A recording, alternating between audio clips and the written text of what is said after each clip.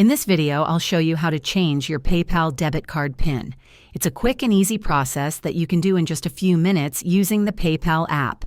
Let's jump right in. Open the PayPal app on your phone and log into your account if needed. Tap the menu icon in the top left corner, then select Wallet. Find your PayPal debit card listed under your payment methods and tap on it. Look for the option that says Change PIN. It should be near the top or in a settings section.